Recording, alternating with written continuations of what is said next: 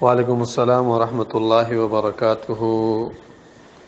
سوال اللہ تعالیٰ کے 99 ناموں کے بارے میں ہے۔ پہلی بات تو یہ ہے کہ اللہ تعالیٰ کے کل نام 99 نہیں ہے۔ ایک دعا میں اللہ تعالیٰ کے ناموں کی اقسام ذکر ہے، تو اس دعا سے یہ بات معلوم ہوتی ہے کہ اللہ تعالیٰ کے نام اور اللہ کے صفات لا تعداد اور بے شمار ہے۔ لیکن بخاری اور مسلم کے حدیث میں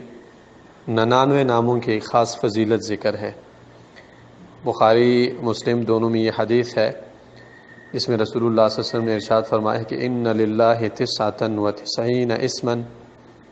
اللہ تعالیٰ کے 99 نام ہے۔ من احصاها، جس نے ان ناموں کو شمار کیا، یاد کیا، ان پر یقین رکھا اور اس کے مطابق عمل کیا، اور ایک روایت میں ہے حفظہا، جنہوں نے ان کو یاد کیا،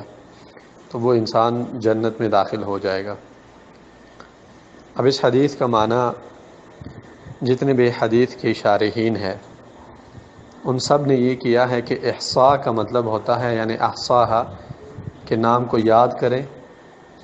اس کے مطابق اپنا عقیدہ بنائیں اور اس عقیدے کے مطابق عمل کریں۔ تو جس انسان میں یہ 3 صفات آ جائے اللہ تعالیٰ کے ان 99 ناموں کے بارے میں،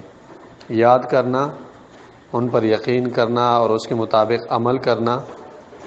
یہ انسان، اس کے لیے یہ خوشخبری ہے کہ یہ انسان جنت میں داخل ہو جائے گا۔ اور اللہ تعالیٰ کے ان ناموں کے بارے میں اہل سنت والجماعت کا عقیدہ رکھنا چاہیے کہ اللہ نے جو نام اپنے لیے ثابت کیے ہیں قرآن میں یا رسول اللہ صلی اللہ علیہ وسلم نے حدیث میں، انہیں ہم اللہ تعالیٰ کے لیے ثابت کریں گے من غیر تکییف ولا تمثیل ولا تشبیہ ولا تحریف ولا تعطیل۔ ہم کیفیت بیان نہیں کریں گے۔ مثال، اللہ نے اپنے لیے ہاتھ ثابت کیے ہیں، قدم ثابت کیا ہے، ارادہ ثابت کیا ہے، ہم یہ اللہ کے لیے ثابت کریں گے، مگر یہ نہیں کہیں گے کہ اس کی کیفیت کیا ہے۔ من غیر تکییف، ان کا یہ مطلب ہے۔ ولا تمثیل،